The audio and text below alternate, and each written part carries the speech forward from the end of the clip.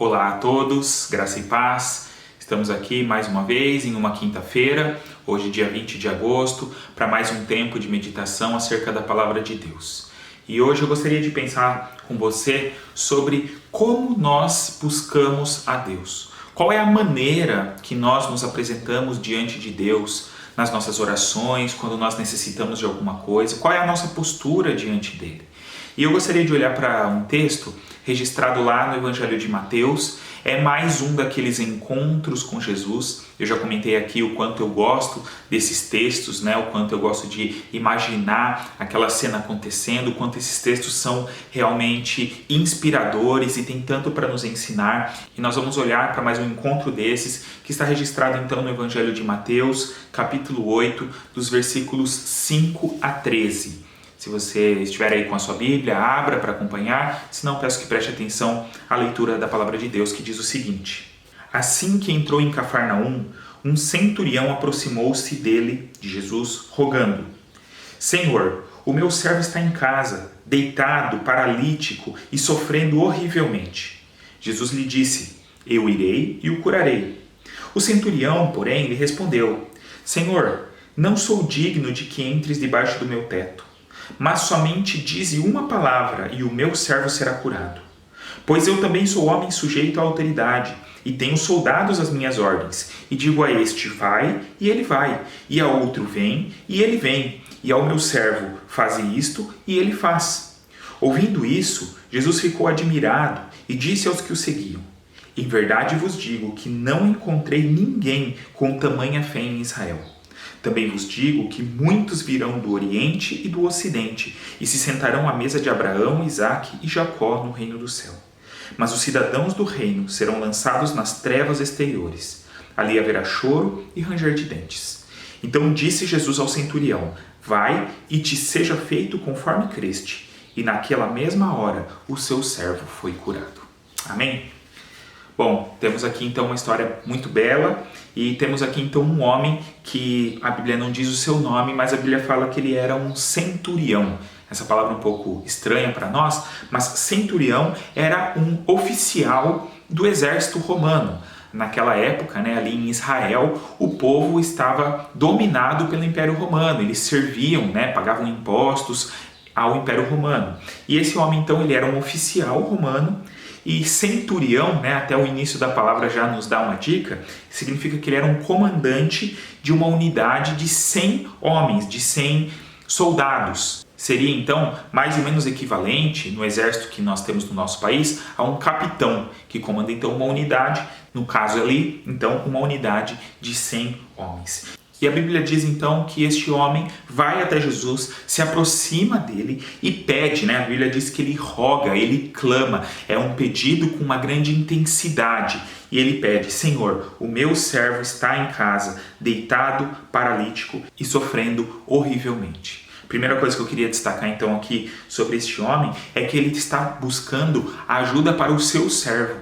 Isso é muito interessante, isso já chama atenção, porque alguém com a posição que ele tinha, ele poderia simplesmente mandar que alguém fosse. Lá mais para frente, ele vai dizer justamente dessa autoridade que ele tinha e que era só ele dizer que os seus servos, aqueles que estavam debaixo do seu comando, tinham que obedecê-lo.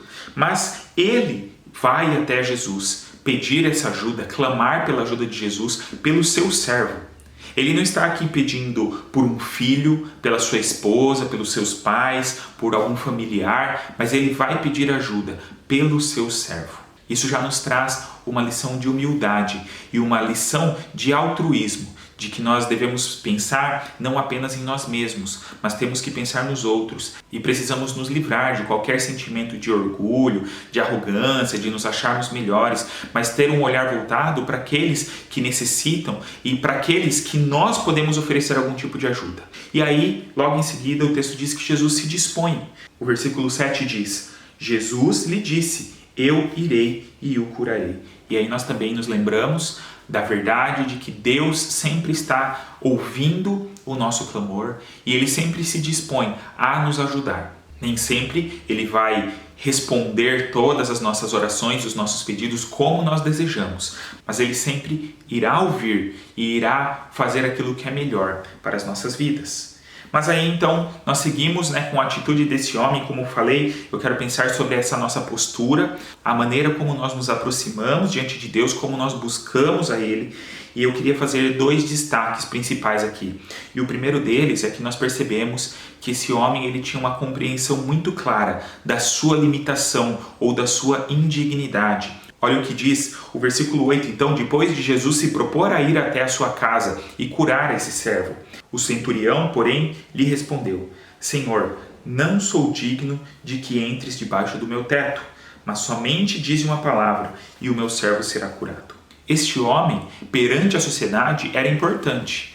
Ele tinha uma posição de status, ele tinha uma autoridade, ele comandava esse grupo importante de homens, ele poderia dar ordem para prender alguém, para punir alguém, para fazer diversas coisas. E ele poderia, então, tentar usar dessa sua posição para persuadir Jesus, para convencer a Jesus, ou para falar: olha, eu sou um centurião, eu sou um comandante, um capitão aqui do exército romano, é melhor você fazer o que eu estou falando, porque senão pode ficar ruim para o seu lado.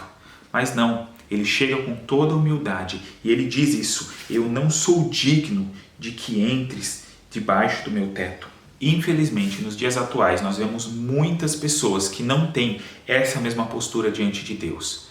Na verdade, líderes religiosos influentes, talvez aí nas grandes mídias, ensinam as pessoas que elas devem exigir as coisas de Deus, que elas têm esse direito e que elas podem cobrar, e que, especialmente se elas cumprirem com algumas obrigações, e normalmente isso está relacionado à entrega do dinheiro, de uma oferta, de algo assim, então você agora pode cobrar, exigir algo da parte de Deus. Isso é lamentável, é muito triste, e nós precisamos ter uma postura totalmente contrária. Senhor, eu me apresento na tua presença. Senhor, eu tenho algo a pedir ao Senhor. Senhor, eu necessito da tua ajuda. E eu reconheço que eu não sou merecedor. Eu reconheço que eu não sou digno nem mesmo de estar na sua presença. Porque eu, por mim mesmo, sou um miserável pecador. O que eu mereço de fato é a condenação. Mas como o Senhor nos ama, pelo teu amor demonstrado por nós, através do sacrifício de Jesus Cristo naquela cruz, eu me aproximo então com toda a humildade e peço a ajuda do Senhor para aquilo que eu necessito. E depois, além então de demonstrar uma consciência sobre si mesmo, sobre a sua pequenez, sobre a sua limitação, sobre a sua indignidade, este homem também demonstra compreender a autoridade e o poder de Jesus. No próprio versículo 8 ele diz: somente dize uma palavra e o meu servo será curado. E aí ele usa como referência a sua própria atividade. No versículo 9 ele diz: porque eu também sou um homem sujeito à autoridade, e eu também tenho soldados às minhas ordens. E digo a este: vai, e ele vai, e a outro: vem, e ele vem, e ao meu servo: faz isto, e ele faz. Então esse homem reconhece que Jesus tinha todo o poder e toda a autoridade para curar o seu servo. Lá no início, quando ele faz o pedido, versículo 6 que nós já lemos, ele chama Jesus de Senhor. Olha que interessante, Um centurião, um capitão do exército romano, chega e chama Jesus, que era nessa relação apenas um civil, inclusive pertencente ao povo que era dominado pelo seu povo, pelo seu exército. E ele chama Jesus de Senhor. Ele reconhece o senhorio de Jesus, ele reconhece a autoridade e o poder de Jesus Cristo. E ele então afirma que apenas uma palavra de Jesus seria suficiente para que o seu servo fosse curado. Jesus nem precisaria então ir até sua casa, porque ele não era nem digno disso, mas uma palavra seria suficiente. E aí o texto diz que quando Jesus ouve essas palavras, ele fica admirado. E ele diz para aqueles que estavam seguindo: em verdade vos digo que não encontrei ninguém com tamanha fé em Israel. Olha que interessante, este homem era um estrangeiro. Este homem não era alguém pertencente ao povo escolhido de Deus, que era o povo de Israel. E aqueles que pertenciam a esse povo normalmente não demonstravam a mesma postura que esse homem tinha. Jesus mesmo diz que ele não encontrou ninguém com a fé deste homem em Israel. Muitas vezes, aqueles que se dizem cristãos, aqueles que fazem parte de uma igreja e que então deveriam, conhecer bem a palavra de Deus e que deveriam ter uma postura e uma fé adequadas, são aqueles que não têm. Inclusive, Jesus faz um alerta daí nos próximos versículos por causa disso. Nos versículos 11 e 12, ele vai dizer que muitos viriam de outros povos, ele fala do Oriente e do Ocidente, e se sentariam à mesa do reino de Deus. Mas que haveriam cidadãos do reino, ou seja, pessoas pertencentes àquele povo, que conheciam a palavra de Deus, a lei de Deus, que deveriam ter essa postura adequada, mas que seriam lançados para fora da presença de Deus. E esse alerta tem que servir para mim e para você. Não basta pertencer a um determinado grupo. Não basta dizer que nós somos cristãos, que nós somos da igreja A, B ou C. Nós precisamos reconhecer a cada dia a nossa indignidade, a nossa miséria. E precisamos reconhecer a cada dia o poder, a autoridade, a grandeza de Jesus Cristo. E então, verdadeiramente, colocar toda a nossa fé nele. A história se encerra no versículo 13 com as palavras de Jesus àquele homem. Ele diz: vai e te seja feito conforme creste. E naquela mesma hora o seu servo foi curado. Aquele homem recebeu de Jesus aquilo que ele foi pedir. Não porque ele era importante, porque ele era conhecido, porque ele era poderoso, porque ele tinha algum tipo de autoridade. E sim, porque ele se humilhou diante de Jesus e demonstrou uma fé sincera e verdadeira. Como falamos aqui, Deus não necessariamente vai atender todos os nossos pedidos da maneira que nós gostaríamos. Não é uma regra assim que você então deve seguir, ter essa postura, e aí você vai receber tudo o que você quer. Mas quem tem essa postura vai reconhecer sempre que Deus tem o melhor para as nossas vidas e vai se submeter, inclusive, à vontade de Deus.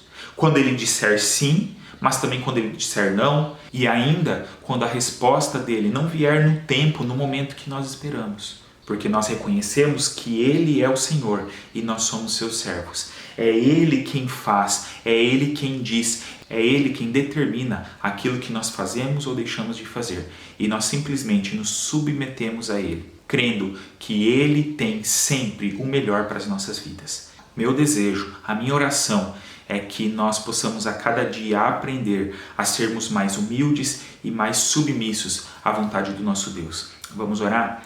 Nosso Pai, nós te agradecemos pelo teu grande amor. Nós te agradecemos porque sabemos que podemos correr ao Senhor, podemos apresentar as nossas vidas a Ti e clamar a Tua ajuda, porque o Senhor sempre está disponível para nos ouvir.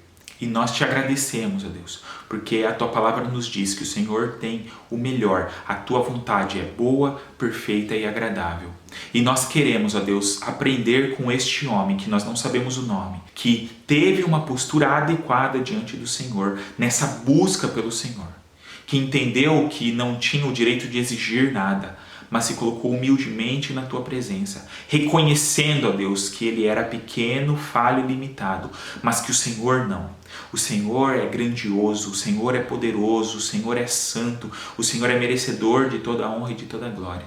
E que sempre, ó Deus, que nós vamos então orar, apresentar as nossas vidas a Ti, apresentar algum pedido, alguma necessidade, nós possamos nos lembrar disso e nos apresentar com essa mesma postura. Que nós não sejamos, ó Deus, como este grupo que é criticado por Jesus. Pessoas que pertencem a um grupo, a uma igreja, que se dizem cristãos, mas que na verdade não o conhecem verdadeiramente, ó Deus. Nos ajuda nisso tudo, nos capacita a cada dia, nos abençoa, Deus, para que possamos viver a Tua vontade nas nossas vidas. É o que nós te pedimos e agradecemos, no nome do nosso Senhor Jesus. Amém. Que a cada dia nós possamos buscar mais ao nosso Deus e buscar dessa maneira que o agrada, que traz glória e honra ao nome dEle. Que Deus abençoe você e a sua família. Um grande abraço e até o próximo vídeo.